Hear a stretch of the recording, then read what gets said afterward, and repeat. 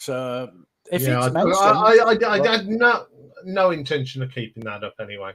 Anyway, good evening, folks. There's one more job to do before I. Oh, what's he having tonight? What's he? Come on. Yeah. There you go then. Looks like something that is about to crawl out of the pit. News one. He's got some chicken necks as well. Oh God. Yeah, blame his mum for that. Good evening, good afternoon, good morning, good afternoon, wherever you are in the world. Hello. G'day, g'day, g'day. Good evening, Matt and Wyoming Dave. Yeah. Yes, someone's birthday tomorrow, isn't it, of course? Oh, yeah. I wonder who. Yeah, I wonder who. Anyway, good evening, Pulsar and Vinyl Addict. Sorry, French Vinyl Addict. Cheers from Canada. Hello, Canada. Bonsoir. Bon après-midi.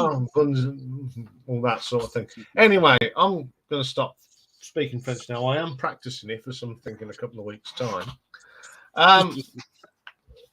We've had an interesting week this week. But it's all been good because 2,524 people have been watching. And what have you been watching? And it's all from this week and last week. Good evening, Richard. We've got number 3, Vanilla Fudge album ranking with 74 people. And for the first time, I think, ever, we've got a trip down memory lane. 83 people have watched the top 10 from last Thursday of 1960. Yeah, 60s is a good decade. Yes, but number 1, ironically, with 190 views, is 20 UK number 1 hit wonders. Everyone now knows the story of that, but we won't go into that. But we've got a new top short this week. Isn't Kiss? Hooray. Mike Oldfield? It is Mike Oldfield, Crises. 85 people. It's a great album. Thanks. And the other ones are doing well for the Battle Royale. So if you want to go and listen to what albums are in the Battle Royale, some of them are already in there. So go and have a listen to the shorts. Yeah, and it's ones without star rankings. Yes, this is without the star rankings, because I know Zeb was saying about the Yes album, but I'm sitting on the fence. I'm just putting up the information. I'm not going to have an opinion on them. You know my opinion on that album anyway. Evening, Richard. The 28-day views, 9,400. Oh, 9 new subscribers. So if you're new to this, hello. Hello. Welcome to the Madhouse. Welcome. 24 in the month. What do we got? Top 3. We've got a birthday top 10 coming in at number 3, and it's Mr. Rob Walker's with 169. I thought that would get a good response. Yes. Number 2, the top 20 number 3s of all time with Richard. And number 1 is the opening tracks from our top 10 albums at 197. I'm looking forward to the yes, to the B side. Yes. So the whole channel, we have now got 205,000 views, which is fantastic, with 1,069 subscribers. We're getting big. Yeah. Evening, Ralph. Well, we're still not mega big, but we're getting there. We ain't tiny. No change, except quite a lot of people, about 40 people watched the status quo this week. 3 watched... No one watched Derek Riggs, but Jethro Tull is going up again, so that's now at 3,809. Will it overtake Derek Riggs?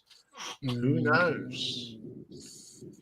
So what? Lots going on. Top short of still Jean-Michel Jarre out by a country mile.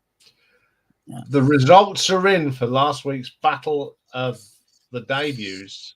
between After Forever and Epica. It was a close thing. One album won in the live poll and one album won in the community poll. But when we put them all together, it was After Forever 8, Epica 9. Yeah. And it was the live that did it for Epica. Yes, that was my polls reading, the classified results voice. Anyway, let's have a look at what's in the work in progress. Well, we're getting on. We've listened to 8 of the New Order albums. Toto, I'm up to 6 of the 14. Linda's Farm, 7 of the 14. Fela Kuti, 5 of 26. Still got lots to go there. Poison, I've got one more to listen to. So we've now completed ones, though. Sonic Youth are completed. Flaming Lips are completed. Clutch are completed. Metallica and the Skids. So some of these will be coming up very soon. So we've pulled some out the laundry list this afternoon. We've added first. We added and we've taken some out. So we're going to do FM, the Canada version, the Inspirational Carpets, Duran Duran, Praying Mantis. Hang on. Duran. No, before that. Spiral Carpets. Yeah, thank you. No, you said Inspirational Carpets. Yeah, the Morrissey one will come out because I don't think that album's coming out because no one wants to publish it. So that'll be coming out in the next month or so. Where are we? And the Cardigans. All these are your requests. Mm-hmm. So, plus a new 6-part story. A new 6-part story starts next week. And then another one that I'm working on for the next one. It's all complicated, you know. Yeah. Right. No, that's what I was saying. What we have taken out of the laundry list, we've taken out a new 6-part story. With Rocky Barking, I think that's a good place to start Hatches, Matches and Dispatches. Okie dokie. Right. So I'm going to go week in a minute. Oh, okay. Right, you just go disappear. Oh, right, there he goes. Okie dokie. Good evening, everybody. And for those who haven't come across this before, this is where we tell you who has passed and who's having a birthday. So those who have passed this week, there are only 5 as of going to press, as they say. 10th of August, we lost an American guitarist and a founder member of the Tony Danza Tap Dance Extravaganza. Brad Thompson left us. The 11th of August, we lost Ron Pino, an Australian singer-songwriter and founder member of The Died Pretty. We also lost Carlos Camacho, a Puerto Rican lead singer with the band Los Hispanos. They were very big in the 1960s New York scene. 13th of August, we lost 2 people. A gentleman born Melvin Barcliffe, better known by his rap name, Magoo. He's a rapper and he was one half of a duo, Timbaland and Magoo. And we lost Clarence Avant. Now, you may not have heard of Clarence. Clarence had a finger in many, many pies. To give you a rundown, he's a Hall of Fame music executive. He was a businessman and a film producer. He managed Sarah Vaughan, Jimmy Smith, Lalo Schifrin, Freddie Hubbard, and he discovered Bill Withers. He also promoted Michael Jackson's first solo world tour, the Bad Tour in the 1980s. He brokered the sale of Stax Records. He founded Sussex Records, and he took over Motown in 1993.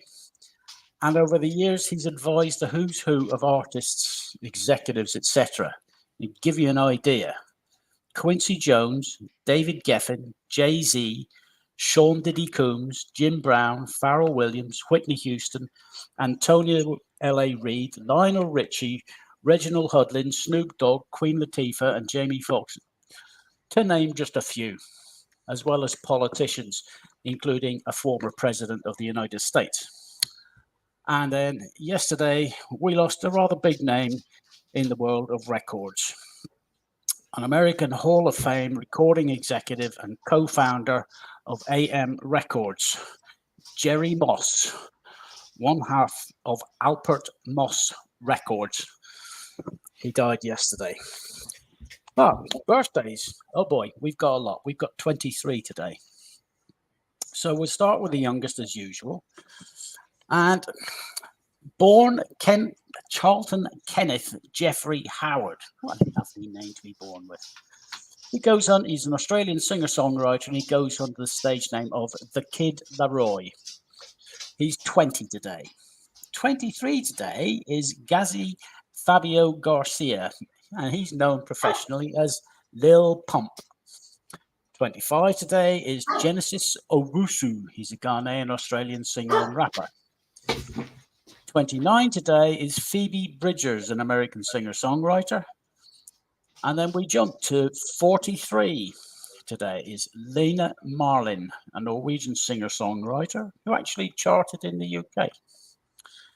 45 today is Vibeke or Vibeke Stein. I probably mangled that and I apologize. He's a Norwegian goth metal singer with the band Tristania.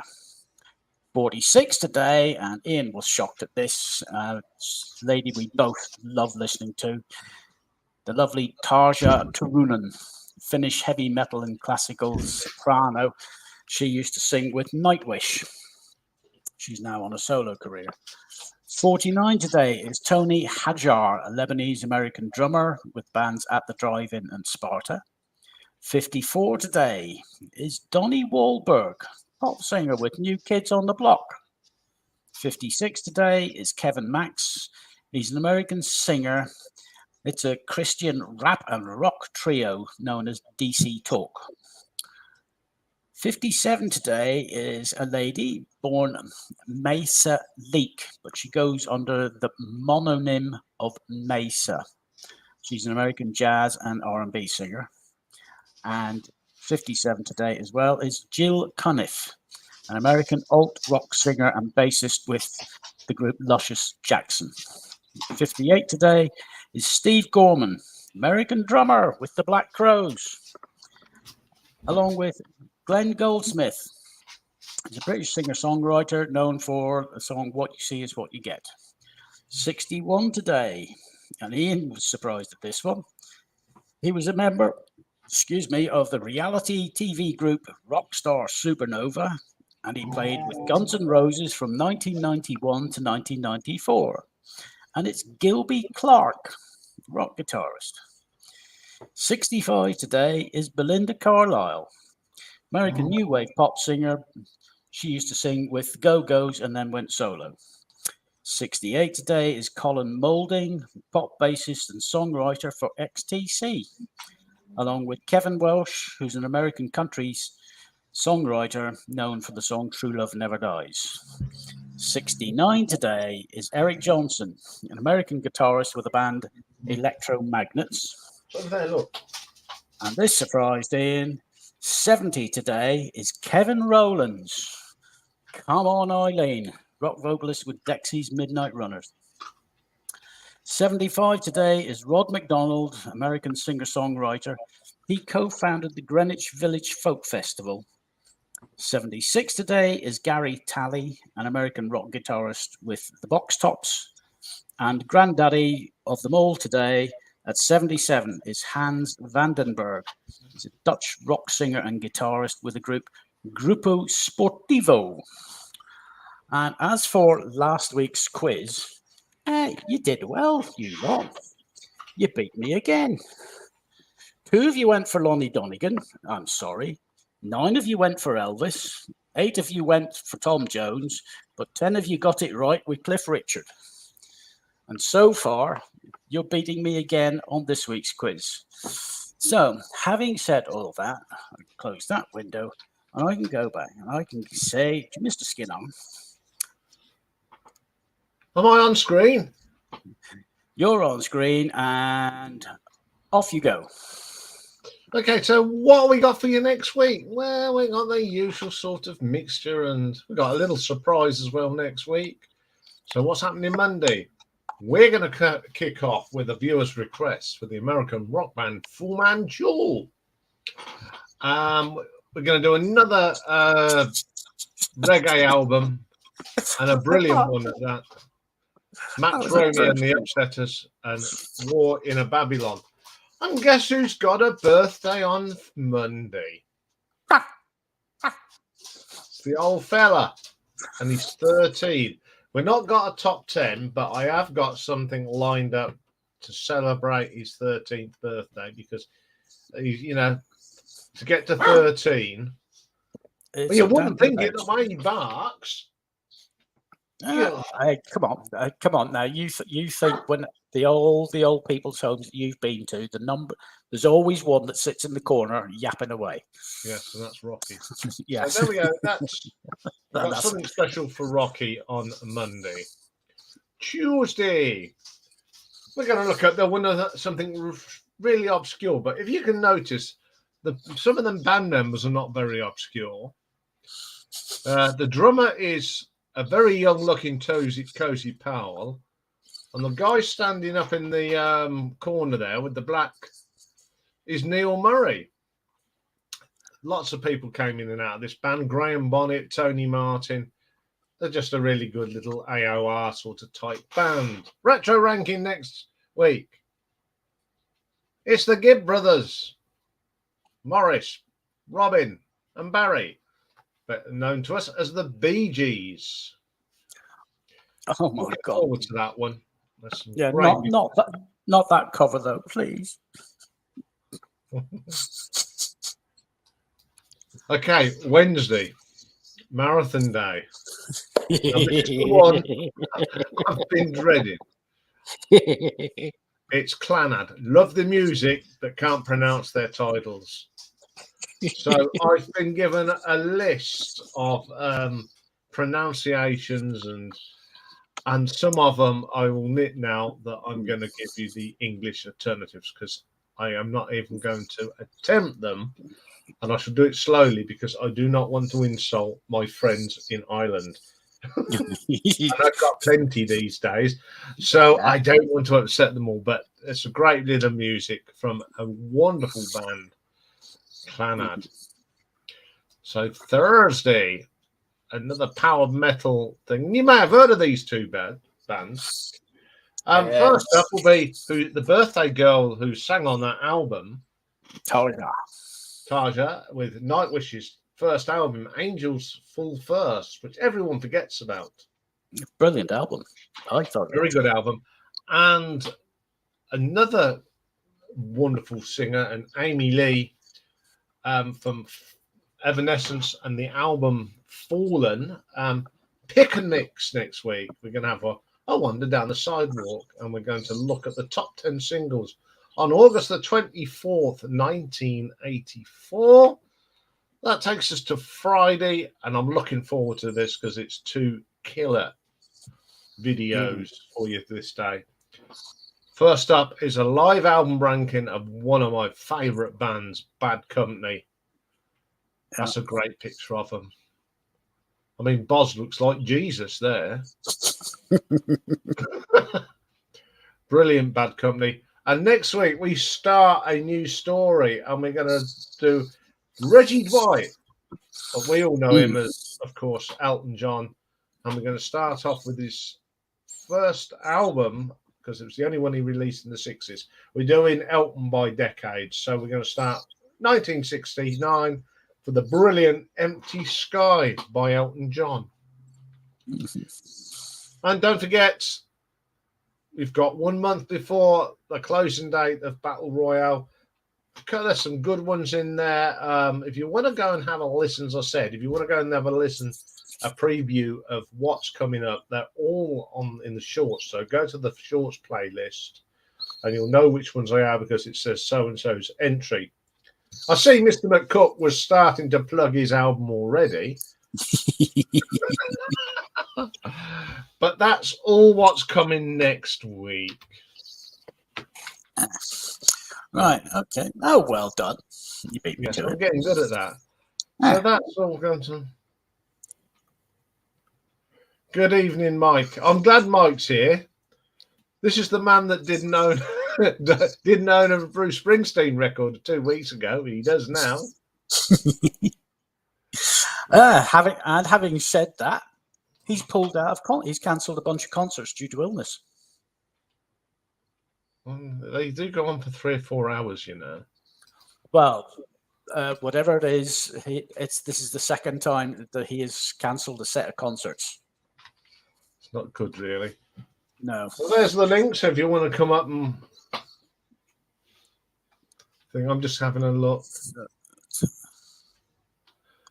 And then, of course, we lost a big name on British TV, Parky. Yes, our very own Parky. Sadly. Yeah. I know people know that he used to play cricket with two legends of the game. One played it, well, they both played it. One became a commentator, and the other became an umpire. One is Harold Dicky Bird, and the other was Jeffrey Boycott. Pulsar got it right. Well done, Pulsar. Well done. So if anyone wants to come up, there's the link. Go into the comments, click on it, and don't forget to mute your YouTube. Otherwise, Richard didn't know. He died today, was it? Dave? Yeah, he died today, aged 88. Part of our show. I remember when I was getting older, I was allowed to stay up and watch Parky. Oh, Parky was brilliant. I mean, he had some of the biggest names who they answered questions that normally people would freeze up, and no, I'm not going to answer that. But he put people at ease and he got them talking and chatting. He started a conversation. It wasn't question 1, question 2, question 3, question 4. He started a chat. And people started opening up.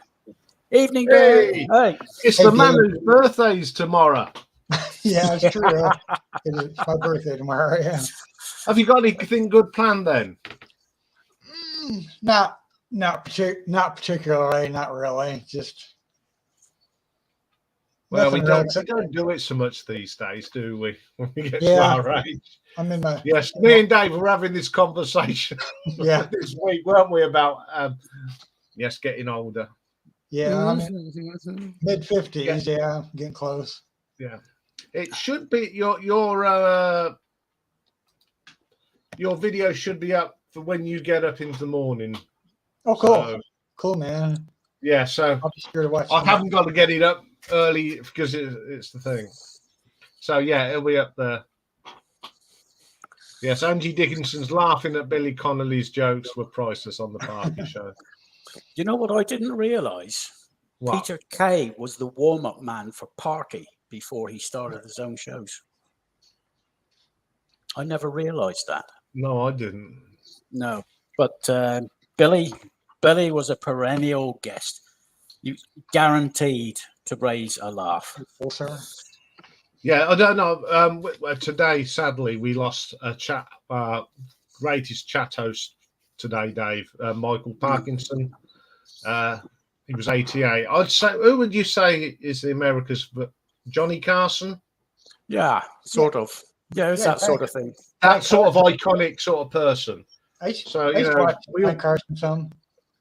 Yeah, we all grew up on Parky. Yeah, I mean he had them all. Muhammad Ali. He had Foreman as well. Ali, you think of a star. Parkinson interviewed them. It was guaranteed Saturday night viewing. Yeah, I've never heard of this Parkinson. No, I think it's just as Brits will know about that one. But yeah, I mean, it's like the Johnny Carson over here, so everyone knew who he was. Cool. Yeah, and two of his school friends were two cricketers, Jeffrey Boycott and Dickie Bird, who went on to be an world-class umpire. Yes, thank you, Record Record Hound. Yes, he was a legend. Hey, Ian. Yeah. I know one. I can only think of. I know one musician that has a birthday tomorrow. That's born exactly the same date as me. The former lead singer of House Pain Everlast is on my birthday too. Yes. Rap group. Yes, I know. I didn't know. That's the only musician I can think of. Yes. I've got some real good ones for you tomorrow, so you'll enjoy them. Okay. There's some real and wonderful stuff that happened the day you were born in years gone by. Mm-hmm. And your top 10's good as well, actually. Well, if you're doing, I kind of have I have an idea what my I kind of already know what the U.S. top 10 songs, because I have a book that tells, but that's cool. Yeah, and as we were saying, like we've been talking this week, Dave and I. When we're coming round now that everyone's had their birthday top 10. So what I thought next time, so if you're a Brit, us Brits, when it comes to our birthdays, we're going to do the top 10 what was in America. So this time next year, Dave will get the UK. Oh, very cool. Oh, I won't. Yeah. It's always yes, interesting. Yeah, that'll be interesting. We all decide what was number one on the other side of the pond when we were all born. So it keeps the sort of birthday theme going, which everyone seems to like. So, and I'll be just finding out more weird and wonderful things that happened on that day. Excuse me. So there we go. And you'll even get so we'll know which president was on our day, and you'll get our prime minister. So yeah, so are you hoping for some records for your birthday? What'd you say? Are you hoping for some records? Probably not, unless one of my folks one of my folks might give me some money to buy something.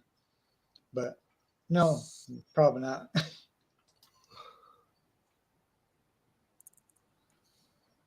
Pulsar, you're going to get Pulsar because there were no American charts when he was born. You're going to get but it'll be birthday. It'll be 10 years later. Yeah. It's a US chart.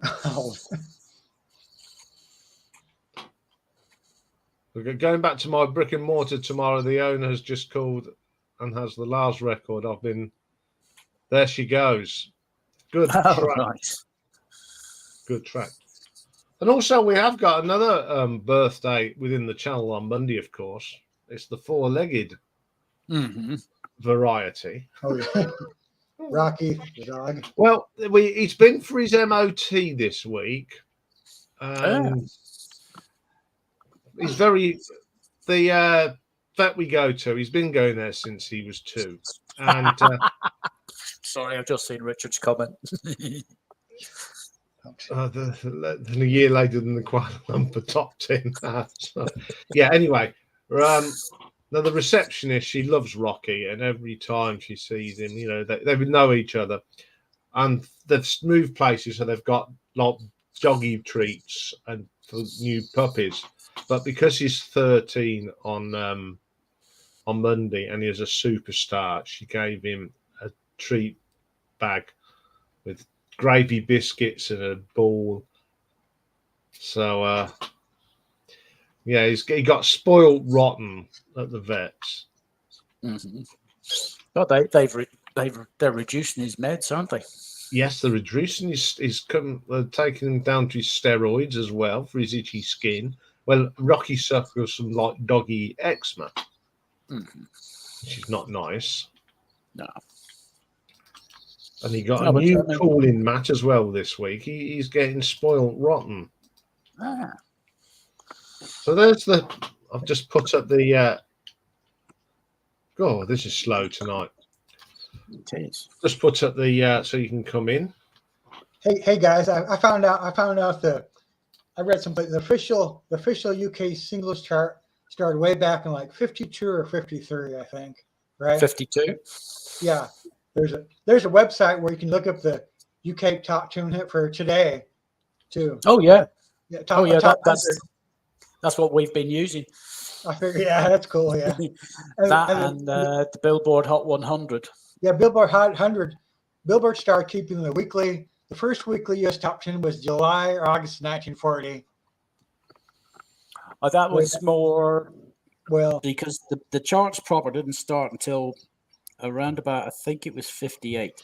well, that's But before that, there I know, was yeah. record sales, and then there Sales, was DJ plays, and DJ, jukebox yeah. plays. Well, yeah, that's Those true. were those were the three main ones, and they didn't really start doing an amalgamated proper chart. Well, you got Like- a good point there. Yeah, that's true. I knew that. I mean, we were going to do for Pulsar. We were actually talking about doing the sheet music, because that was what a system that was also around at the time. Cool. But we couldn't find the proper the proper listings. No. So that took something, and then in the end we gave up on that one. But when we spanned last week, we had 1958 come out for America, and I went and looked, and the charts were just starting. So there is a chart for that week, and it's a very interesting one. I can assure you. Oh yes. Oh yes. You look at that. That's what I love doing this top 10 of the weeks in different countries. Ooh. You ever saw like in the 80s, like 84, the music was totally different in the UK to over in the United States. You were listening to other stuff that we weren't. I mean, when I put together next week's, I hardly knew anything because it wasn't released over here, and I'd never heard of half of the acts in the top 10 from 1984. But I do know the number one because it was a big hit over here as well. And there's a few there's a few British groups that barely made the impact in the US too. So on opposite. Yeah, it's like I can't remember which of you put it when I put up the UK one-hit wonders. Half of them, some of them, you guys had never heard of over there. Yeah. I mean, some of them are American, but there's a lot over there. But that's why I put the playlist in, so people can go, "Oh yeah, that's good," or "Yeah, that's not very good." Yeah, but my number one, I think everyone's heard of that, Crazy World of Arthur Brown and Fire. Oh yeah, True, Record Hound, yeah. Yeah, that's absolutely right, Record Hound. They had all the radio stations had their own charts. But yeah, Pulsar's right. It is, as I call it, the MTV dribble. TV dribble. It ruined what rock music, didn't it? MTV. Yeah. Everyone wanted. They only wanted these smooth sounding. They only wanted the latest. Yeah, or it's like, I mean, I know I'll go on about this quite a lot. You listen to a great band, and then it gets to the 80s, and 9 times out of 10, all the stuff that band released in the 80s is at the bottom of my rankings, purely on the production, because it's absolutely naff, and they sort of mother drummers. They were more focused on the visual than the audio effects. Yeah. I mean, one of the best songs that came out was "Money for Nothing." Oh yeah, I remember that one. Yeah, that was. That was one of the first ones on MTV, and they absolutely nailed it for what it was designed for. They absolutely nailed it. There's one animation too. Yeah, it's a great video, and Peter Gabriel's Sledgehammer. Yes, that's a terrific. It's a great song. I don't mind that one, but bands, artists that really suffered because of this MTV thing. Ozzy Osbourne, his sound changed to suit MTV. Europe, Bon Jovi, they all got glammy, and even Kiss. Everyone jumped on that bandwagon, but it only lasted a few years because by the 90s, grunge just from. I mean, I'm not a great fan of grunge, but I'm so glad grunge came out of Seattle and put rock music back for what it is. But you know what's 50 this year? Hip hop is 50 years old. Yes. God. So, I mean, we're talking the 70s. Hip hop? What? Yeah. Oh, You this don't has got think of me. hip hop as being the 70s, do you? Yeah. There's one here for you for Dave from Richard. On Saturday, I'm going to mention my all-time favorite closing track at the end, but can't include it.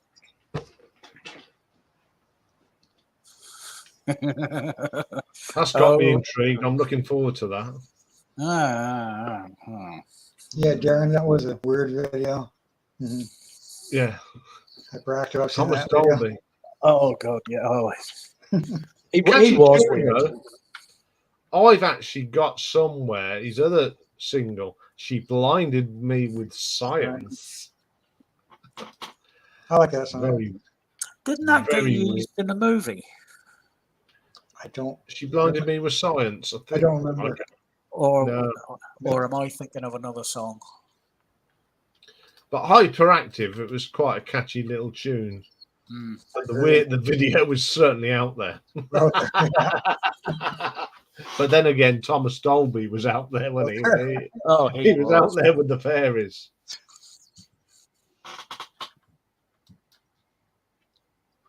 Oh crikey! Yeah, you're right there, Christopher. Dream Theater got better. The difference between that first album and Images in Words just poles apart, but I think that was down to James LeBrie joining. Oh yeah, Mike Buggles' video killed the radio star. Mind you, at the same time, Queen came out with Radio Gaga, and that video-wise, that was brilliant. I've seen that. I like the fusion. It's quite funny about that. We commented this when we saw them at Nebworth Park on their final gig. When they did that video, they got everyone to do that, all that sort of business. When the first chorus they do that, everyone in unison at Nebworth Park went, and all the and the lights were very clever. The light guy, he lit up because Nebworth is like a bowl. He lit it all up while that was going, and it was just something to see. Yeah, it was a bit like whenever they did it at Glastonbury. Sorry, not Glastonbury. Where the heck was it? It was down in London. They did it. And all you got was at Wembley. You got the hands. Whatever way they had the lighting, it was like the light started at stage level. So whenever the hands went up, they were all lit up, and then came down and went into darkness. I thought that was brilliant. Europa and the Pirate Twins. And some more stuff.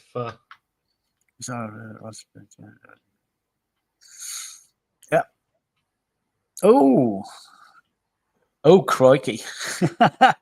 Christopher did a best of Dream Theater on Spotify. 6 hours, 37 minutes. Wow. That's ideal for when you're on a plane. Yeah. It's their live albums. I mean, you put a Dream Theater live album, you're there for the duration. Yeah. I think what I have been listening to. I've been listening to a lot of Mostly Autumn. I'm really getting into them. Good. They are good. Yeah. And he's back again. And he's back. Bit of technical problems there, Dave. No, I just had to leave for a second. Yeah, I tend to do that.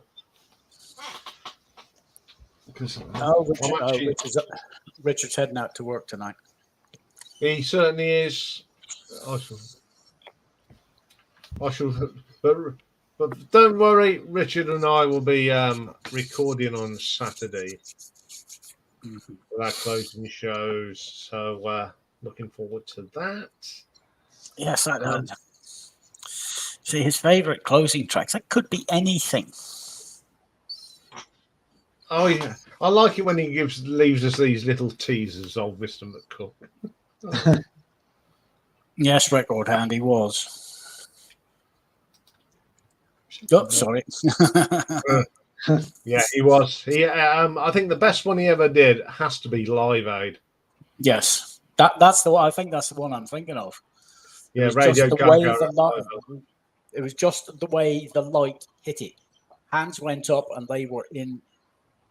There was extra light almost. It was brilliant. Yeah, I think they cranked everything up to 11 that day. Well, wasn't if I remember correctly, a certain Irish gentleman was up in a TV booth being interviewed, and Queen came on and played their first track. Bohemian Rhapsody.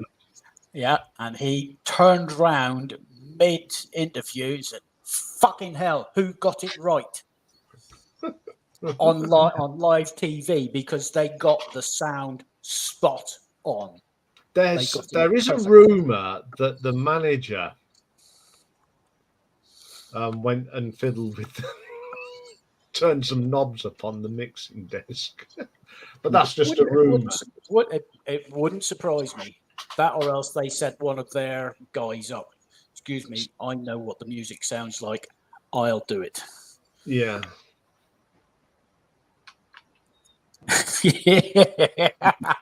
Yes, hot space. It's only a fucking record. I heard that before. Yes, and a bad one at that. Well, we all know where you stand on that. Oh God, yeah. You never really like that song "Body Language" by Queen? Oh God, that. I like it. That's a catchy one. Oh no! I think that was my worst Queen song. No problem. It was. The only one I really like on there is Dancer. Oh. Yeah. This is the one subject that Richard and I don't agree on. Yeah. But one of these days, Richard, I will put it up on the back, especially for you. Put Hot Space up. Just for you. I can't remember the last time I played it. I really can't all the way through. All the way through, you're talking decades. Probably. Yeah. Did you see that thumbs up, Wyoming, Dave? Wyoming's now my favourite state. Thanks, Richard.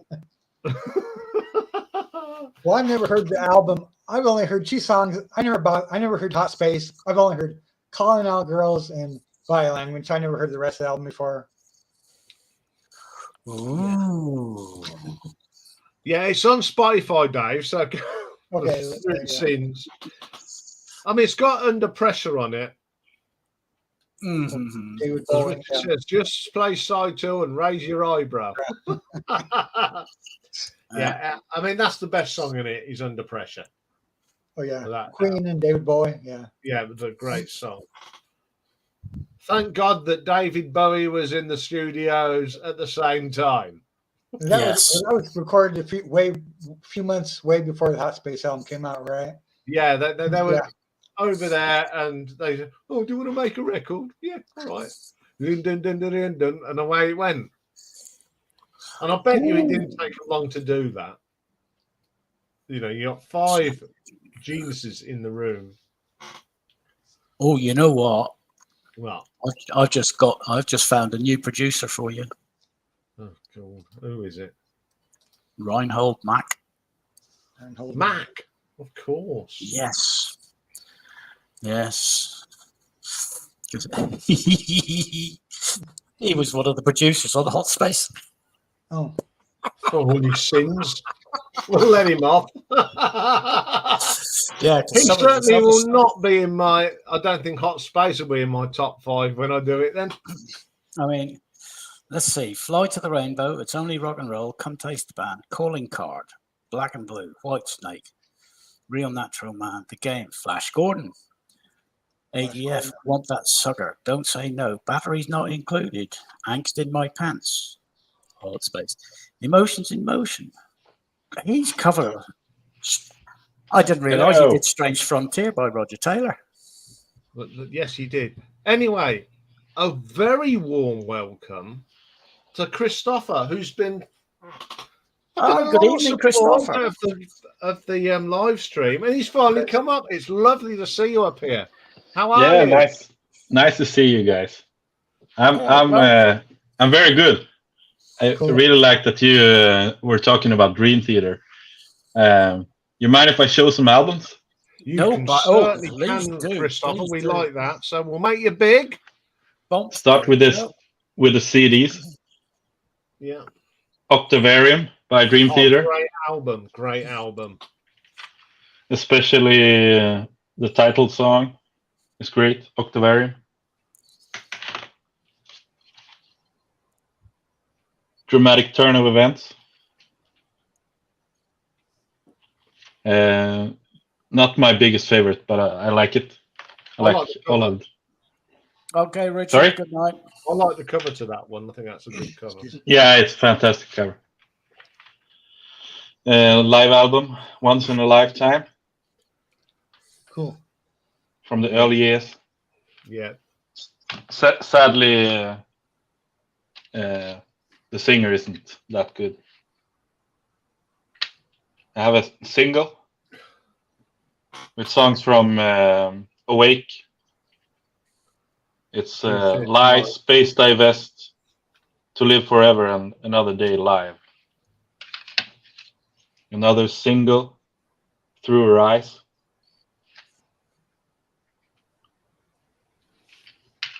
And some Dream Theater bootlegs. Guitar Talking. Mhm. Yeah, some of these I've never seen, to be quite honest. I've heard of them, but I've never seen physical copies. So this is all. Another bootleg. Cool, Chris. Oh, it's a great picture of John, isn't it? Yeah. Great Young picture Young. of John Young. Yeah, excellent picture. And then a really cool one. 9/11, when that happened, they released this album on that exact same date. Oh, really? You see the Twin Towers, Wow. Yeah, the exact date of that event. So they had to withdraw this cover, of course. yes. That is crazy. That they actually released it the same day. That is crazy. Yeah, Yeah. I remember that. Still got the new Dream Theater album out, and Yeah. hello, they've changed the record cover. Okay, let's go for the vinyl then. The Astonishing. That's a hard album to get into. Yeah. It's 2.5 hours long. I think I've listened to it once, all the way through. Yes, I have. When I rank them, whenever I rank them, I think that's the only time, and it was pain. It was painful towards the end. It really was. Yeah. I love Dream Theater, but it was. Oh, when's this album finishing? Yeah, you need all night to be able to listen to that album from start to finish. Anyways, here's one of my favorites. That is brilliant album. I love that album.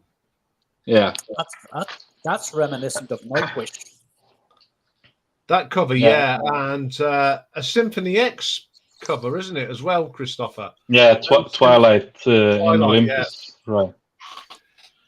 Anyway, I got this from my brother. the Christmas after it came out, and Nice one. yeah, it's his fault that I love Dream Theater. So I played this. The first song is 6 o'clock in the Christmas morning. Yeah. I played that song on Christmas Eve all day long. So my parents and my cousins and my aunt and uncle, they want to kill me. Yeah. It's not very Christmassy, is it? No. But it is a great record. Oh. Another big favorite. Images and Words. Yeah, as I was saying earlier, you've had the first album, then you put that on, and you get the dulcet tones of Pull Me Under. It's just poles apart. Yeah.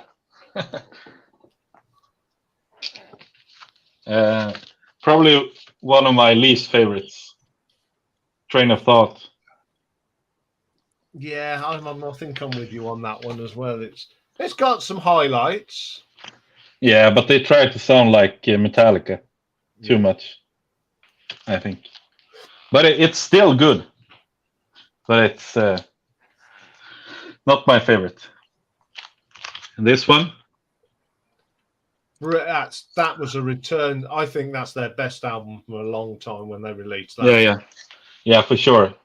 Best with the new drummer or new drummer. Newish drummer. Yeah. This is an actual place in Norway. You can stand on this rock. Yes. Oh, cool. You can stand on this rock. That's cool. I like that. That's impressive. I thought it was just one of their the shoes aren't real though. No. Yeah. But it's a real place. So there you go, folks. You learn something new every week. This is probably the one I've listened to the most. Falling into Infinity from 1997, I think. And they tried to go MTV on this one, so tried to sell some albums, but it didn't work. No, why mend something that isn't broke? Yeah, exactly. 6 Degrees of Inner Turbulence. I love this album. I think it's great, especially Misunderstood. One of the ballads. Do you like this one? Yes, I to be quite honest, Christopher, there isn't really, apart, I suppose, from the first album, there isn't a bad album. There's just some tracks I don't like on the albums, but yeah. But everything on here is fantastic. Yeah, you please at the moment in the poll. Dream Theater are winning on the debut battle. Sorry? The debut battle, Dream Theater are beating Symphony X at the moment. Yeah, the debut battle. Yeah. 6-2 in the live and 3-1 in the community vote. With the singer. Yeah, whatever. Dominici or Dominici, yeah. Yeah. One of the best tracks on there is that instrumental. It's a jam. Yeah, that's great live. I think that's brilliant live. Did you know that It's a Jam is Majesty backwards? They were supposedly called Majesty before they were Dream Theater. Yeah, that was the band that Mike, John, and John put together at college, wasn't it? Yeah. They dropped out to concentrate on music. Change of Seasons. Weird cover, that is. Yeah, it's really weird. It's playing in the sand, but it's snow. No, it's... Yeah, whoever come up with that will put this cover out. Yeah. Not with ideas. Obviously, this is a good album, but I think it's a bit overrated. The long track, A Change of Seasons, is great. And then there's some covers. Yeah, this is a good album.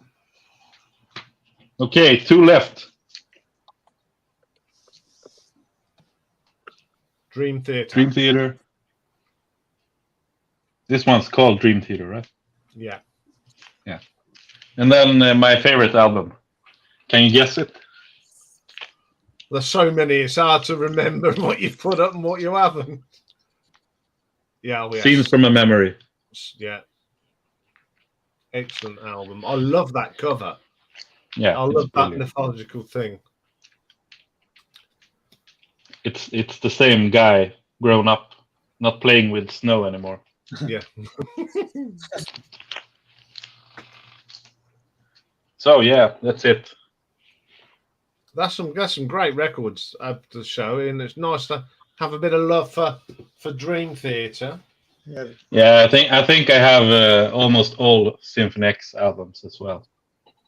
Yeah, I've never Great I've band. never seen them, but I'd love to see them. I think Michael Romero is a great guitar player. He's so. Believe it or not, I don't know Dream Theater that well, so I'm not going to comment. I can't comment. Okay. Yeah, Michael Romeo is a great guitar player, but Russell Allen is the star, I think. Oh God, I Yeah. love it. I love anything that he does. I've got all the Russell and Allen albums. Yeah. I've got when he's teamed up with the Net Olson ex Nightwish. Terrific. Them 2 albums are.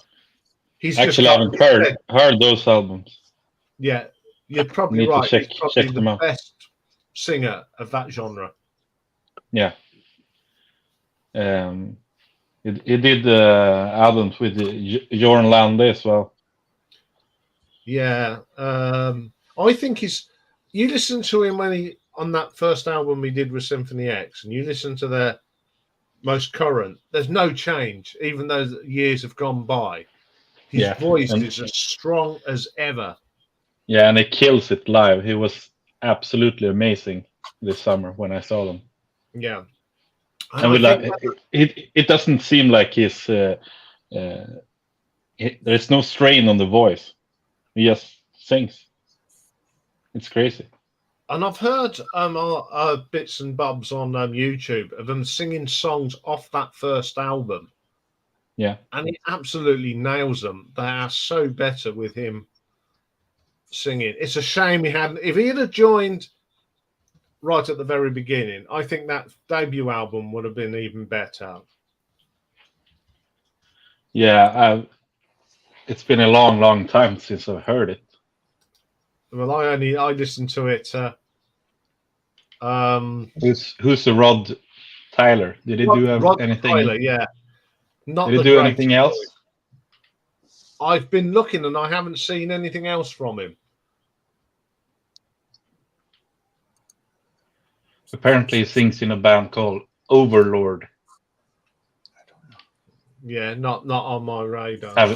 Haven't heard them. It's quite funny. Other singers, I've been listening to some stuff that Andy Sneap's produced, and you listen to when Blaze Blazy was in Iron Maiden. His vocals sound awful on them. That's because he can't sing. But when he does his own stuff, unless it's Andy Sneap, but he sounds a lot better singing in his own sort of thing. I think Iron Maiden really got it wrong with that. Yeah. Because he was good in. They recruited a friend instead of a singer. Yeah. That's my honest opinion. I don't fancy his voice at all. No, it's not the best voice. Yes, I have been listening to a lot of Andy Sneap records at the moment because I'm putting something together to do on Andy Sneap in a couple of weeks' time. And there's certain bands that I thought I'll give them a go. I haven't listened to them for years, and I've still got the same opinion. I mean, I don't like Creator. I just can't get on with them. There's one thrash band I just can't connect with.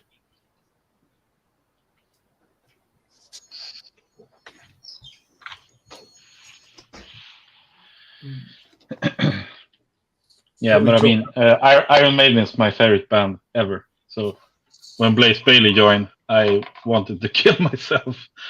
I thought it was horrible. There's a really funny video from when they were on a Swedish TV show, and they're all playing playback, and I think it's Dave Murray couldn't make it, so they had like the guitar tech with a cap on, and it was all playback, and Blaze Bailey was doing his thing, you know. And was I think it was Angel and the Gambler. Horrible. Yeah, that's not the best song in the world, is it? Yeah, with the keyboard. Yeah, I think it's because of my age. I'm a really old Iron Maiden fan. The 2 or 3 minute songs. I don't go in for these long because they don't need to do that because we've got Dream Theater that do all that for us. Yeah. Not a fan of Rime of the Ancient Mariner then. Oh well, no, I love that. Although it's longer, but yeah. A lot of the stuff, the later stuff, I mean, the intros go on forever and they're not interesting. Yeah, the newer stuff. Yeah, it's like since newer. One of their tracks, I think it's got a 5.5 minute intro. Yeah. They have one of those songs on X Factor. What's it called? Lord of the Flies. Yeah, because on and on and on and on. But that's a great live song with Bruce on vocals. Yeah, I think that's what I like about when Bruce does some of the Klansman, Bruce singing it is brilliant. Yeah.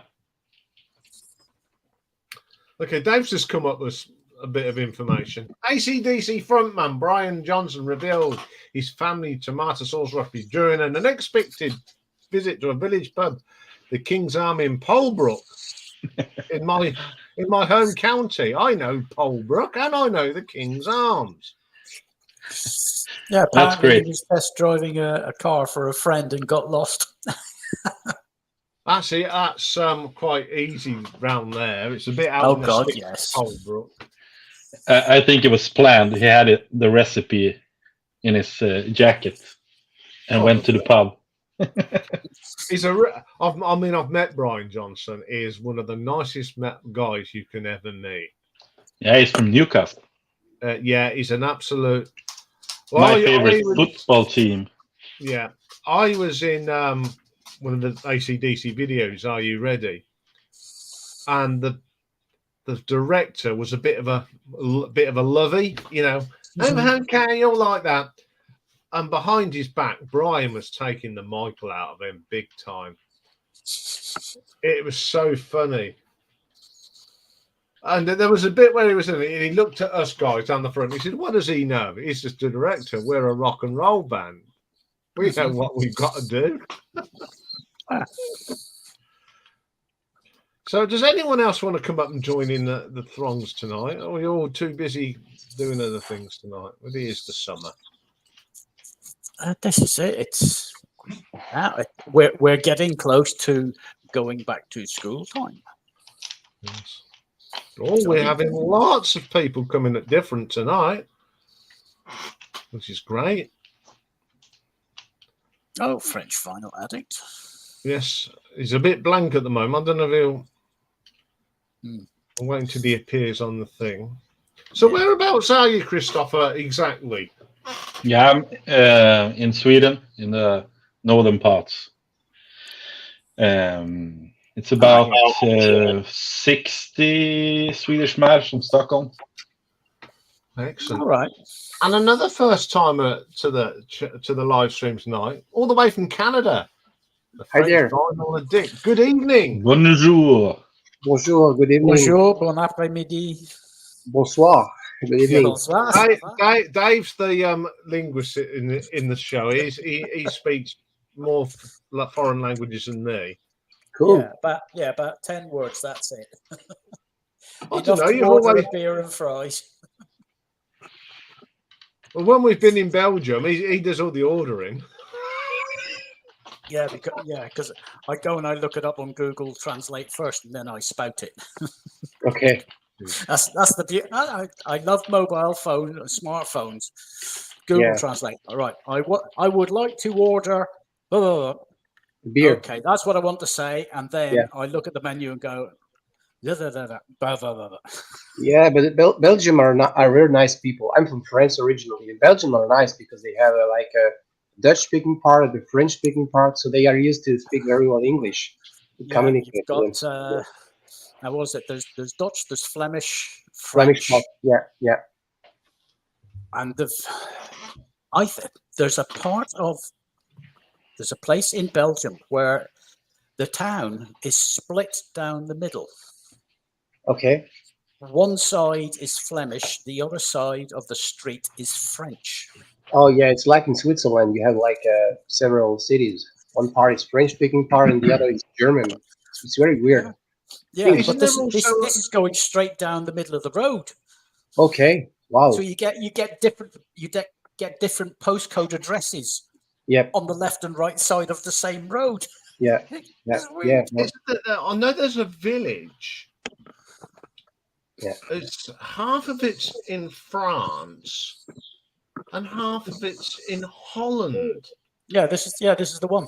Yeah, and the football team Yeah. it plays in the French league or something. It's ridiculous. So everyone that supports the team have to go to a different country to watch their local team. And there's a bit in the street. I've seen it on this guy that does weird and wonderful facts about football, and you can tell the difference because it's down the middle. You've got a house. You've got like a French style house and a Dutch style house. And the tarmac, the road's different colours, and the paving slabs. It's as weird as everything. But everyone just seems to wander about, and there's no. It's brilliant. Yeah. Speaking about Iron Maiden, maybe you, Christopher, this is the copy I got. Let's Yeah. pop you up. The Number of the There Beast. you go. And I remember I got it in this nice inner sleeve, and I thought it was a UK press, but it's very odd. It's not a new UK press. It's made in Ireland. All right. I didn't know they press vinyl in Ireland, but it's exactly as a UK press. You have inner sleeve, you have the back cover. I thought it was a UK press, and on the label it's printed made in Ireland. Yeah. Yeah. Yeah. They come over here because it's cheaper. Okay. But from the Did sound, you know before Nico McBrain joined, he was the devil on stage? yeah, I will post a video in 10 days. That's 10 French stuffs you might know. Are really cool. And Nico McBrain was in a rock band called Trust. I don't know if you're familiar with that band. Yeah, I've heard of the Trust. It's actually after the Number of the Beast. They had Clive Burr, and I think Clive Burr joined Trust. And Nico McBrain used to play only for an album I think he made with the Trust, and then he joined Iron Maiden, Nico McBrain, and he played in that incredible hard rock late 70s French band Trust. They sing in French, but it's really good. And they were very close friends with Bon Scott. Bon Scott of AC/DC refers a lot of time of Trust because they made like jam together, like gigs, and they also made this tribute song, which is Ton Dernier Acte, which is means your last gig, when Bon Scott passed away, and it's a very beautiful song. And this band Trust, when Metallica, when they were recording the Black Album, they were intensively listened to that record as well.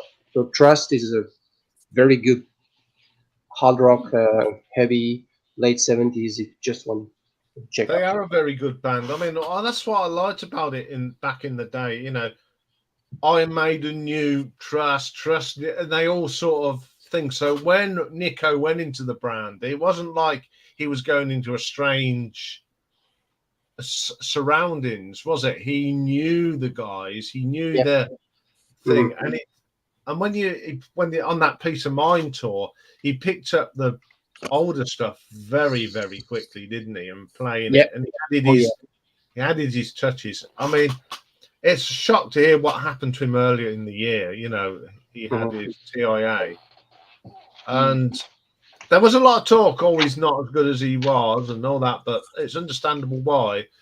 And I think he's done a terrific job to come back, because he is such a major part of that band now. He's just a legend. I mean, I brought back in the day when I made and released that then box set of the 10-year singles. Yeah. And the highlights of them singles were not the songs. It was not a lot of people know that. Nico McBrain telling stories about the band and what they were doing at the time. And before he joined them, he knew the stories, and you knew that he wasn't researching. He knew what was going on. So if you ever get to hear these box set, they have. I think I bought a DVD. That's the early years of Iron Maiden, just prior to joining. Of course, Bruce Dickinson, when he joined, he joined for prior the Number of the Beast. What is your favorite album, Christopher? You're a fan, Iron Maiden fan, so. It's either Seventh Son or Summer in Time. Okay, interesting. Go like this. Yeah, it's interesting. Is that because you're? Yeah, sorry. Most of the time, it's Seventh Son. Okay, is that because it's an album you grew up with? You were connected in the first place. No, you're a prog fan as well. No, I started listening to Iron Maiden when Fear the Dark came out. 92, yeah. Okay. Yeah, and then I worked my way back. Started listening to Power Slave, Number of the Beast. Yeah. No, it was probably like my 5th or 6th album. Okay. I mean, Seventh Son and Summer in Time, they're pretty different albums, but I love them. Yeah, yes. And Power Slave is my third best. Sorry? You were going to show us something, Iain? This is the box set I'm on about. Oh, okay. The first 10 years. Okay. Oh, okay, cool. Yeah, this is just absolutely brilliant. It's got all basically, it's got all the artworks of the singles. There's a vinyl box of that, isn't it? No, this is the CD box. Because I was into CDs when this come out. I mean, I'd love to get the vinyl box, but that is one of my pride and possessions. It's doesn't go everywhere with me. Never seen those. Very, very cool. Yeah. I won't say the first song I ever brought by Iron Maiden when it came out was Women in Uniform. That's Paul Di'Anno era. Yeah, that was before the Iron Maiden album came out. Yeah. And I have got a copy of the Roundhouse tapes. Sunhouse. Oh, yeah, that's the very first. Yeah. Sunhouse. I've got a copy of that. Oh, yeah. It cost me a lot of money, and it's a cassette, and I've never paid so much money for a cassette. Yeah. But I can say I've got a copy. It's very cool. He sings it with more British accent on those Soundhouse tapes version than on the first album. My opinion. Yeah, the version of Drifter on that is definitely more English than on Killers. Yeah. He's got that bit of a twang, but it's more of a Cockney.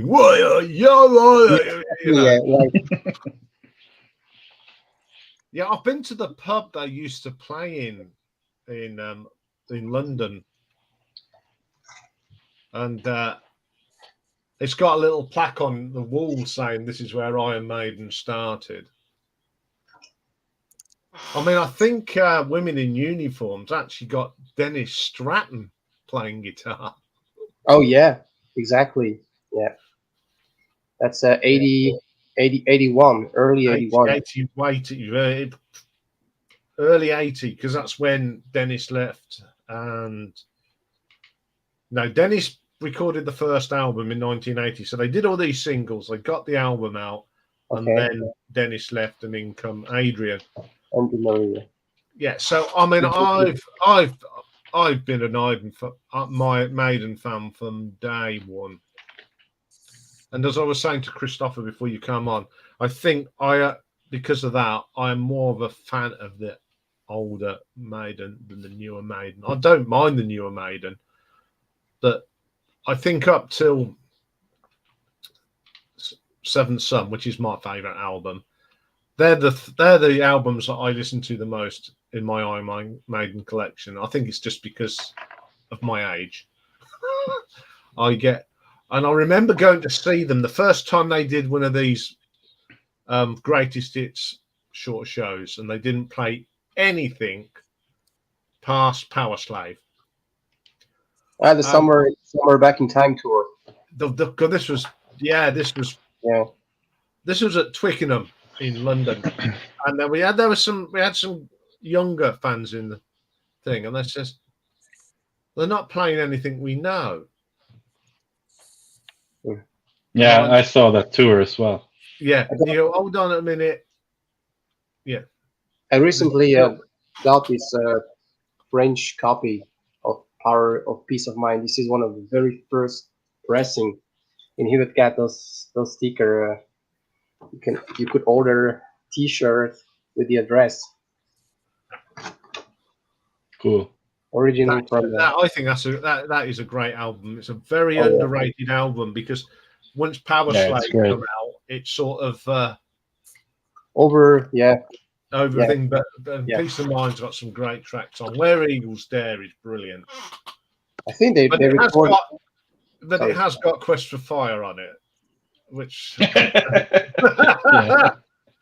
in a few weeks' time, I'm actually doing a top 10 of the worst Iron Maiden songs. So I'm sure you'll know that one.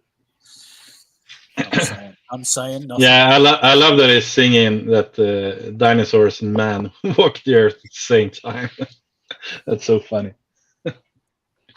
So I like some of their B-sides that you don't get on the albums. There's some great B-sides. And I've always said... Jethro Tull covers. Yeah, the one song that should have been on Number of the Beast, and one song should have been taken off.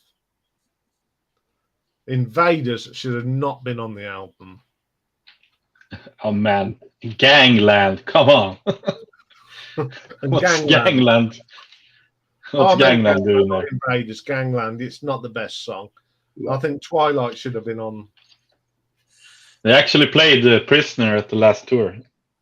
Have you seen the latest tour? My mate went to see them. He saw them at Download, and he said they were terrific. Yeah, I mean, I didn't know about Nico when I saw Iron Maiden. I thought it was crap. He didn't play good. But of course. But I didn't know about that. But they played Alexander the Great. That was special. Yeah, because they'd never played that before. They never played on live. Yeah, and that's my favorite song. Yeah, me as well. Yeah, I think the best Iron Maiden concert I saw. Well, it's actually a live album and a DVD made in England. Oh. And it was recorded at the NEC on the Seventh Son tour. Absolutely brilliant night. We were down the front. It was an amazing gig. I saw them at Donington on that tour as well. But the NEC gig was absolutely brilliant. So when I watch that and listen to that, it just brings everything back. And the other concert is the one that Ron Smallwood didn't want them to record a live album for it, and they should have done. And that was on the Somewhere in Time tour. And I saw it at it was a cinema. Yeah, and it was only a 2,000-seater cinema, right? But that gig was brilliant because when they come on, I mean, the Somewhere in Time, because Steve Harris is a big Blade Runner fan, and they've got like a set from Blade Runner, and they had the closing tune, the Blade Runner from Vangelis, and then they come on and it's Somewhere in Time. I know they've now do it now, the song, and they do the thing, but to see it on that tour was something special. Yeah, they started with Caught Somewhere in Time, and then they played Stranger in Strange Land from the same album.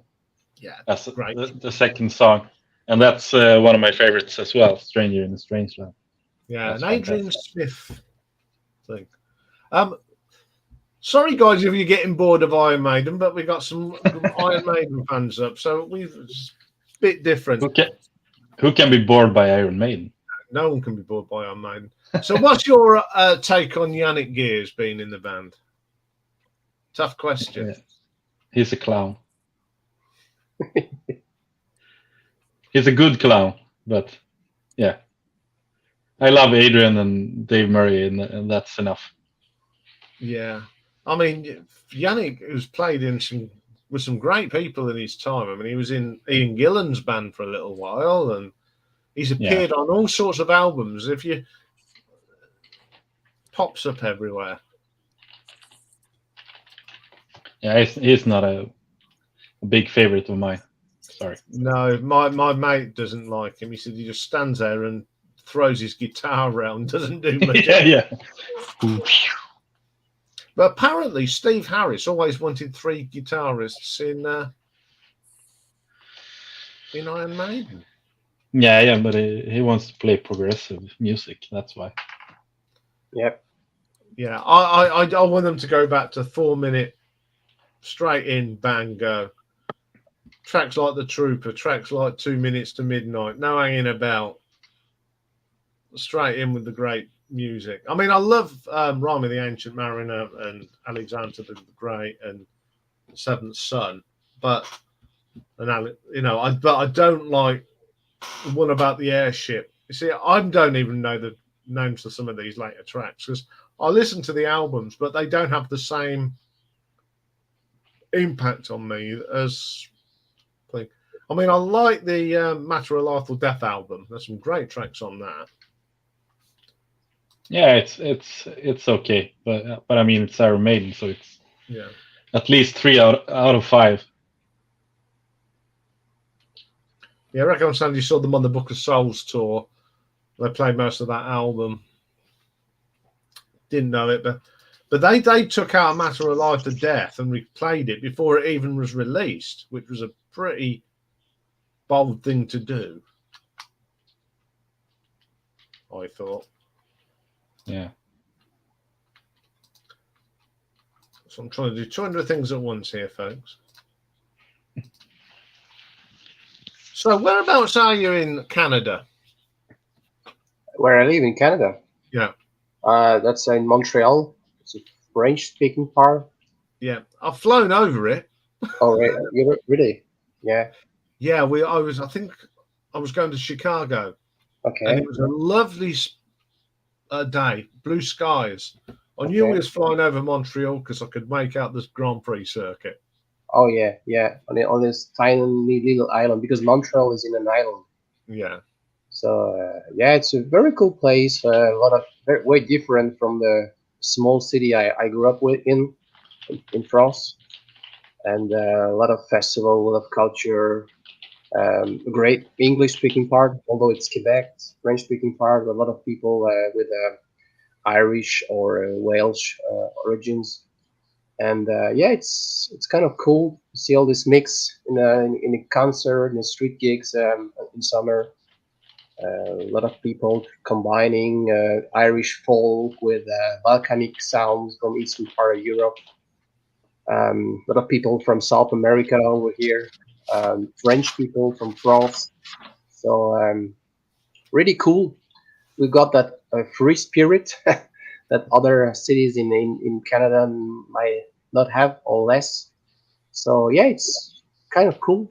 Eastern part of Canada, Montreal. Yeah, I sort of champion a Canadian band from New Brunswick. Okay. They're called Echo 7. Echo 7, yeah. Okay. Yeah, saw when they released their EP X-Ray in Use. I got a copy and I did a bit of promotion for them, and I get on with them really well. I communicate with them. Great little band. Got a great singer, Stephanie Roy. Mm-hmm. Yeah, well, I sort of champion them a bit over here and get them some well-deserved airplay. They're sort of influenced by bands like Alter Bridge and that sort of sound. They're a really good band. So if you ever hear them, check them out. Yeah, well, yeah. Probably the most famous Canadian band is Rush. Of course. It's also one of my favorite bands. They are from Toronto original, and it's amazing how they start like this Led Zeppelin-ish sound, and then evolved through prog rock with 2112, Tom Sawyer, all these great albums, Permanent Waves. But Canada has a lot of great bands, and Randy Bachman was also very influenced by late 60s British invasion with his band The Guess Who. He hosts a radio show, very interesting radio show, where he tells stories about the life he had with the Guess Who, with his band Bachman Turner Overdrive, and no, it's a lot of different music here styles. A part is very like British Europe orientated, inspired of, and the other part is more American, Vancouver, the western part. Canada is actually a little bit middle between Europe, America. It's very, very interesting. Yeah, I mean, was it the band Savatage? They're a Canadian band, aren't Yeah. they? Mm-hmm. They're another good three-piece band. Really like them. And then Brian Adams, of course, you're probably one of your biggest. Oh yeah, yeah. Joni Mitchell. Johnny Mitchell, yeah.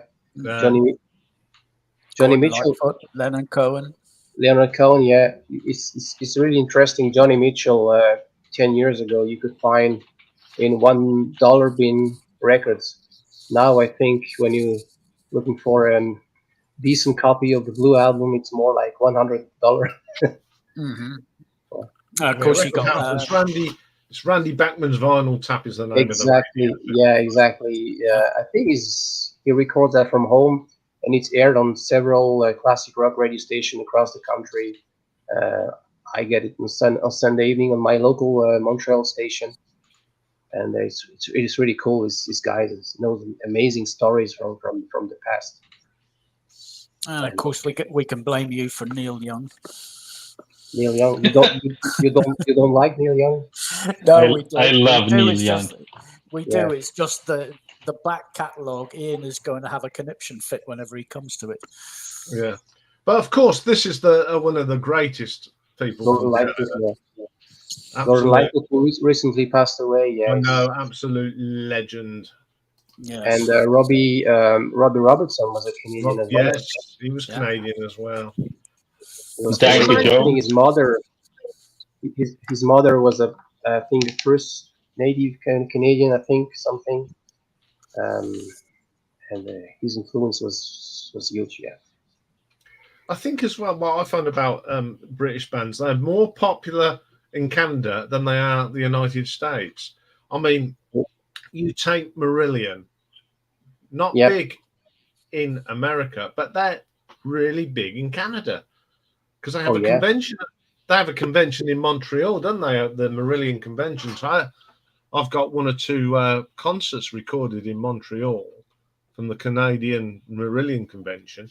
I think it did. I think they didn't have a lot of success in the 80s. I was born in 86, so I read a lot of story from the past. But I think when they had this massive hit album, 84, 5 something. Space Childhood. Yeah, I think prog rock was part from the past in Britain. People didn't want to hear, Genesis, Peter Gabriel era in the mid 80s. In Britain, they were something different, but in the other part of the world, I think they had no problem. It's like Rush when they were recording their album in Wales, right in the middle of the punk movement. They had success in Germany. They had success in Canada. with some prog sound, with some prog album. But I think Great Britain didn't want that anymore. They were like, okay, switch to something. It's my opinion. Yeah, Pulsars has come up with a one as well. Straubs were more popular in Canada than the US, and he's absolutely right. They were. You look at their album sales; they had more album sales in Canada than America. Yeah, a lot of YouTuber vinyl community they often refer us to this album with Sandy Denny, former Fairport Foundation, or was on the greatest records they like. Yeah. I mean, I think Marillion actually toured with Rush. Probably. They opened up for Rush. Oh, okay. I can't remember what it would have been. 84. So Grace Under Pressure. Grace Under Pressure tour. Yeah. Yeah. Okay. Which is one of the last album I really like from Rush. I think Subdivisions, Tom Sawyer as a Moving Pictures, and up until Grace Under Pressure are three great albums. And they went through because I went through that sort of Geddy Lee forgot what a bass was phase. Yeah, exactly. But when they come back with like the Counterparts and Snakes and Arrows. Snakes and Arrows, yeah. Snakes and Arrows is a great album. I love that album. Yeah. And their last album, sadly, with Neil, was absolutely a great way for Neil to go out knowing he was ill. He knew he was ill, and he still played. And on that final tour, but I've heard rumor. I don't know if it's how true it is that Alex and Geddy are thinking about getting out and doing something for the anniversary. Yeah, I don't know, but there was talk of them going out on tour. I mean, they did that. They did get together for Taylor Hawkins' tribute gig, didn't they? And did a few songs, Alex and. They did the induction speech when Yes was inducted in the Rock and Roll Fame. Yeah. All by themselves without Neil Peart. Yeah. Yeah, I mean, Record Hound's right. Neil's books are great. Yeah, this is the one he wrote because I think he lost his wife and daughter, and he went on a road trip. That's when he was on his motorbike tour, wasn't it? Exactly. Yeah. I mean, I've got the books that Martin Popoff wrote. Them 3 books. Rush in the 70s, the 80s. I've got them on audio, and they are absolute brilliant to listen to. What are your favorite album? What is your favorite album from Rush? War Hemispheres. Hemispheres. Oh yeah. Interesting. Yeah, it's because it's the string of V to have you listened exactly on side 2? It's amazing song. Yeah, it is. I mean, everyone goes, "Oh, it's 2112." I love 2112, but Hemispheres to me is the creme de la creme. They took what they did on 2112 and just Hemispheres is the perfect album, isn't it?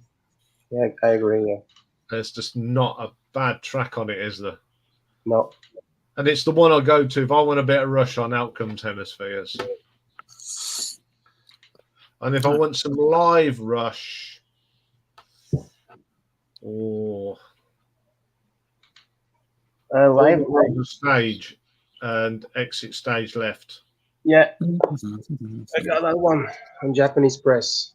Yeah, it's amazing. Yeah, I mean, I love.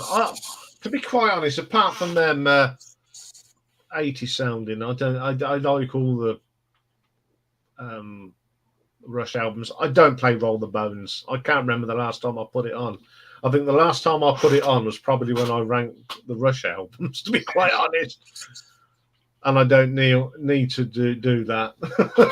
Yeah, it's like when you Grace Under Pressure is fantastic, though. Yeah, it's got some great songs on that. But one of my favourite songs, actually, is the opening track on Signals. Subdivision. Just love that. A comment about Port Dalhousie something. That's the place when Neil Peart came from. Yeah, Unreal. Yeah. Oh yeah, yeah. I went there. I went there in 2013 and Port Lucie. Yeah, it's a very cool place because it's not like Toronto downtown.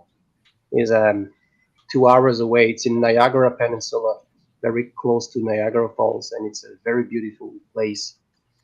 I was there, and I saw the Little Pirates house. Yeah, it was a great sad day when we lost Neil. Yeah, it's a very sad loss. Yeah, Because I think he was one of the he was the best living drummer. At probably. that time. Yeah, I'd put him up there with the Keith Moons and John Bonhams of this world. yeah. And I think at the moment on current drummers, I think Mike Portnoy, you're not going to be a better drummer than Mike Portnoy at the moment. I think he's just phenomenal. Whatever he does, whatever band he's playing in, he turns his tune to that sound. If he's drumming with Transatlantic, it's progressive. If he's with the Rhinery Dogs, it's heavy. Sons of Apollo, it's heavy. He can just sit at a drum kit. What am I doing today? Oh, I'm doing that. And away he goes. That just takes a lot of, hats off to him because good drummers can just go and play anything with anybody. He can. I think he can get on stage with anybody and play. Just like that. Yeah, I would go Danny Carey from Tool. Yeah, that's a good call as well. I mean, I think he was doing he did the drumming when at this Taylor Hawkins things when Alex and Geddy. So if they were going to have a drummer to go and tour with, I think he would be an ideal candidate. Yeah. Yeah, what about Thomas Hake from Sugar? Have you heard him? I've heard of the drummer. Yeah, yeah, another good drummer. But one He of the is most absolute bonkers. Yeah. But one of the most underrated drummers is Marillion's Ian Mosley. I think he is a terrific drummer. I love Marillion. Yeah. Apparently, I mean, before he joined Marillion, he was touring with Steve Hackett, was Ian Mosley. All right. On the Steve Hackett thing. So I saw Steve Hackett live when he was in Stockholm. And how was it? Really? Yeah, it was great. He played the entire Genesis album. What's it called? Selling. No, was it Trespass? Trespass. Oh, Trespass! Wow. Was it? No, Foxtrot. Sorry, Foxtrot. Because he wasn't on Trespass. He joined. Yeah. Foxtrot. That's what we tried. See, that's got one of my favourite Genesis tracks on Trespass, the knife. The knife. Oh yeah, the knife is beautiful. Yeah, and people forget that's Anthony Phillips playing on that. Yep, they're friends. Yep. Great guitar player. Yeah. Just that he had a think about touring and being on stage. He's got stage right. You have to do that. I like the live version of the knife better. Oh yeah, the one on the live album. Genesis, yeah, live album. I think that's got some of the definitive versions of them early songs. Great album. That's got to be one of the coolest starts of a live album. The Mellotron on Watcher of the Skies. Oh yeah, the intro with the. I need to get my version as well. I'll be back. It's very cheap. I often do some recommendation for new people when they want to get into vinyl, and I often mention Selling England by the Pound or Foxtrot as a great album you can have for less money if you're looking for an original UK or US press. Not like something Led Zeppelin or Dark Side of the Moon. Just forget it to find for a few quid. Like Genesis album are really in good conditions, and price are like affordable. Yeah, I've got a Canadian pressing of The Lamb Lies Down on Broadway. Oh, you do? Yeah, it's on Acto Records. Okay, Yeah, interesting. Yeah, yeah, I picked it up for £10 at a record fair. And the guy said to me, he said, "That's not the English one, you know." I said, "Oh, what is it?" He said, "It's Canadian." I said, "Well, have that then." There we go. Christopher's back.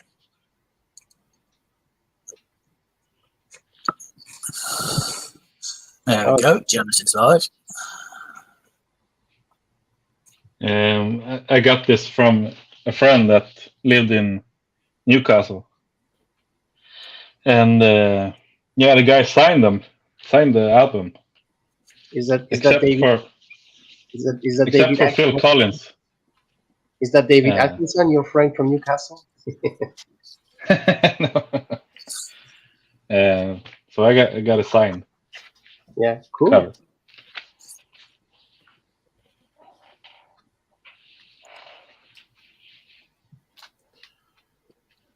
I'm just going to put what people are. Yeah, great live album.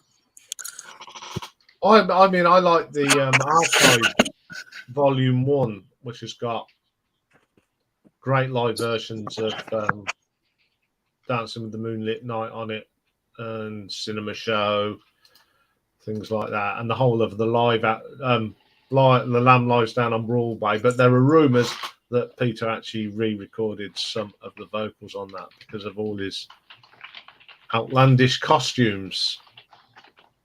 Yeah, the fox head, the mask he was wearing. Yeah. This is what Phil Collins and Tony Banks were most complaining about. So how can he sing with his mic like away, like a couple of inches away from, because of all this costume. Yeah, I mean, I think if that would have happened now, I think they would have gone on. They'd have taken a few years off. But in them days, it wasn't like that. You know, you're either in or you're out. Yeah. And I think if it had been that now, I don't think that Genesis would have split up. That would have they've had the same how they do it now. Then I think them 5 would have gone on for many more years. But at the time, I don't know. Peter Gabriel was having creative differences. Yeah. I think he was always destined to go by himself. Yeah. I mean, look at what he produced after he left. He came up with some of the most iconic music anyone has heard for a long time. Yeah. He was trying different techniques with tapes, the early 80s, introducing world music. Exactly. Yeah. He was. I think he was part of the move that started. Was it WOMAD? I think he started that. Yeah, probably. Yeah. Yeah, because it did run into trouble, didn't it? And then they had that that ill-fated reunion gig at Milton Keynes. Oh yes. Which I've got a recording of, believe it or not. It's not a great recording, but I've got it. Really? Yeah, wow. The Milton Keynes gig, the reunion gig at Milton Keynes Bowl. That's 82 under the ring. Yeah. Yeah. Oh. Wow. It's as dodgy as what have you, but I've got it. Somebody connected a microphone to their Walkman. I need to go now. Okay, well, it's lovely to have had you up here, Christopher. Lovely to meet you at last. Yes, nice to meet you. Nice to meet you. Christopher's disappearing into the dark there. Yeah, see you later. So take care, mate. Take care. Bye. Bye, Christopher. Yes, it's just lovely to have different people up. I don't know where my usual people are. They're all hiding tonight. Well, I know Simon's been in chats, but I haven't seen Rob or Nick. Rob's been in. So if you're there, come up and have a chat. Where are you located in the UK, you guys? I'm in a place I'm in Northampton. which is about halfway between London and Birmingham. Okay.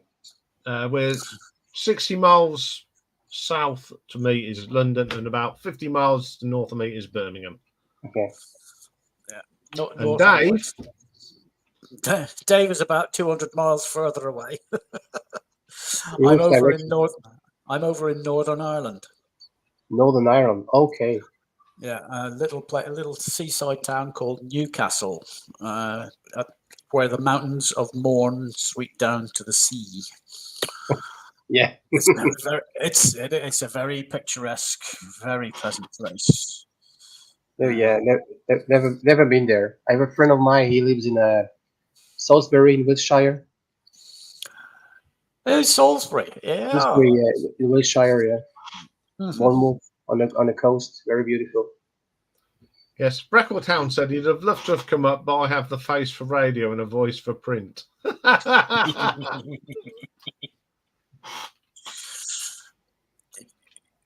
So, what else sort of things do you listen to then? What's your real name? Because I don't want to keep calling you the vinyl addict. My real name is it's a French name. My real name is Romuald. That's my real name. Okay. Romeo. Romuald. Right. And I listen to a lot of late 60s, early 70s stuff, the usual suspects. A lot of British music, a lot of Small Faces, the Kings, the Who, the Beatles, Led Zeppelin. But I'm very into prog rock, very into late 60s, obscure psych rock, mainly from Britain. Things like, I don't know.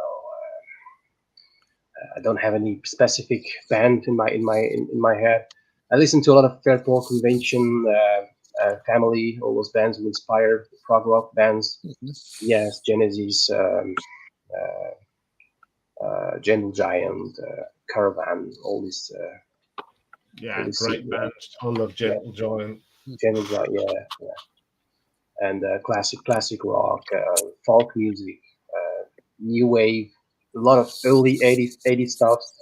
Sometimes OMD, Human League, all these bands were inspired by Kraftwerk, German bands. A decent mix. This a mix of the golden era of the 65 till late 80s stuff. Yeah. Yeah, it's very similar to the sort of stuff that's on my channel then. Yeah. I mean, today I did reviewed one of the great concerts from Montreux, Talk Tour live in '86. Yeah. Which is probably one of the best gigs I ever did, and I got it down on video. Because I was talking about them synthy soundtrack sax they did off the first two albums, play them live, and they took them to a new level. They didn't just replicate what they did in the studio, because that was the period when that was it changing. Can't remember the name of the album now, but that's when they started to change their sound, wasn't it, to that jazzy sound. So they took these hits like It's My Life and Talk Tour and give it that jazz spin, and it was fantastic. I mean, the guitarist on there, I think his name's John Turnbull. What a guitar player, and he added to that gig. I can sit and watch that on YouTube all the time because it's just an absolutely outstanding gig. They were huge in France, but I think at the very beginning they weren't that big in the UK, right? At the very beginning, they met with success, but it was not like really huge success. Yeah, when they were the poppy band, they were all always Parties, in the parties over. Yeah. Yeah, but when they went to the jazz ambient sound, they lost a lot of fans, but they then picked up a lot of new fans like myself who loved the change and the fusion. Okay. Yeah, because they went experimental until they broke up. Yeah, and then poor old what's his name? I'm in a mental block tonight. Hollis? Hollis, yeah, that sadly died, Hollis. didn't he? Yeah. Yeah. Passed Right. away 3 years ago. Yeah. Yeah. Yeah, Record Hound. Ian's ranking of Nectar opened me up to a lot more than the few LPs I have. That's what I'm here for, Record Hound. Yeah. Another great band, a very underrated band. Yeah. Oh, From Nectar, yeah. Especially them first 3 albums. Absolutely. there's one for Ruel. Have you heard The Collectors? Yeah. Yeah. I once went to a couple of videos on YouTube. Yeah, exactly. Yeah. They were from Montreal. Excellent. Yeah. This is the beauty with all of our channels. I discovered a lot of different bands. I don't have Spotify or this kind of stuff, so I watch a lot of videos from you guys, from the vinyl community, video makers in the US, and every day it's like I can discover a bunch of new artists, new underrated albums from the past. It's really cool. Mm-hmm. Yeah, I that's how I started really, because there's bands on that I like that they always seem to do the same old. So I thought, no, I'm going to do something a little bit different. Okay, I'm going to throw in some of the more popular bands, but that's why you get band rankings of bands like Nectar and UK,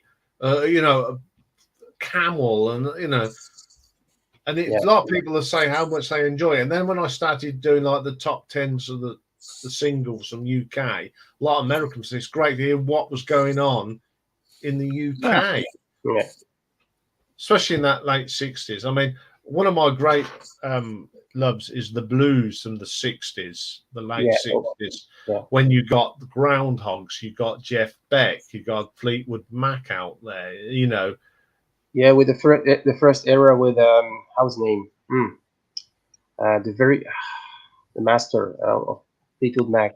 For Peter Green. Peter Green, yeah. Yeah, you got all these the Great British Blues Revival, and I love that sort of thing. I mean, I'm going to be doing the Groundhogs not very, very soon. I love that band. I was lucky enough to see them. There used to be a pub when I saw them in '85. There used to be a pub near me, and on Sunday night was music night, and it was all rock. I mean, we saw Thor. You remember the Canadian rocker? No. But he played over there. Thor, yeah. Yeah, he used to blow up hot water bottles on stage. Yeah. Also saw Girls' School. And the Groundhogs played in my local pub. Amazing. It still had Tony. I mean, there was only Tony. The original was Tony McPhee. But wow, what a great guitar player who sadly passed away now. But I brought their Razor's Edge album. It was on sale in the pub. This was just in a local pub. You always just to turn up. And we walked in and saw Groundhogs, and we thought, nah, they're not even. Are they still? Are they still going? And then we walked in the pub. My mate said it must be because there's Tony McPhee at the bar having a pint. So we were and we paid nothing. Yeah, we paid nothing to see the Groundhogs, and you guys were blessed in the 60s, 70s, 80s. You had so many artists, so many. Well, this is it, and 9 times whenever it was like in the local pub, it was more for exposure than to make money. Mm-hmm. Because once they got the exposure, then the record sales started, and that's where they started to make their money. So, yes. Another of pubs, I mentioned it on the channel quite a lot, the King Billy. It's great local bands, but the landlord at the time, back in the 80s, he was retiring. And he put a band on. We had an all-day thing, lots of bands. And the band last thing at night was Neil Murray, Mickey Moody, Bernie Marsden, Zach Starsky, and John Lord. And I paid a $5 because all the money went to charity. He was a biker and he had an accident, and there was a fund for ex-bikers to help them in hard times. You're standing there in my local pub, and I've got John Lord on stage. Wow. Zach Starsky, just playing Deep Purple numbers, Whitesnake numbers, Led Zeppelin numbers, Beatles numbers, and it was just, you had to pinch yourself, say, am I really watching these guys in my local pub? I mean, you were lucky. You had a bunch of venues. You had the King Billy. You had the Road Mender. You had, oh God, you must have had around about 8 or 9 venues in Northampton alone. We were very lucky. We saw, I mean, I saw some great up and coming bands. Didn't make it big, but hey ho. And I mean, I think that's a lot about in Canada. Obviously, following Echo 7, they do a lot of gigs as well. And it's lovely to see that the gig scene is still very strong in Canada. Yes, yeah. And they played the festival. I don't know where it was, but they just look great, and it's just fantastic. Well, as I'm still only on the cheap 2 hours, I'm only allowed 10 hours a month. Oh, good Lord. Yeah. I'm going to bring this one to a close. It's lovely been having you talking music with you. You're always welcome up any time. Thank you for having me, guys. Really appreciate it. Yes, it's been lovely to have met you. Even though it's I'm not on screen. Thank you to Christopher tonight. Thank you for the gallery as ever. You're always, the Obscurians are wonderful people. I'll be back tomorrow where I'm doing Gary Moore live album ranking. Yeah, the voting hasn't changed, by the way. It's still 6-4 to Dream Theater. Yeah, so we've got the new Neil Morse album. Have you heard that yet? No. Oh, it's really good. And it's Wyoming Dave's birthday tomorrow, so it's a birthday top 10 for him. Mm-hmm. So thank you very much for everyone watching, and we'll see you all next week. Take care. Thank you, guys. Bonsoir, à bientôt. Thank you, guys. Bye-bye. Au revoir. Take care. Bye. Bye.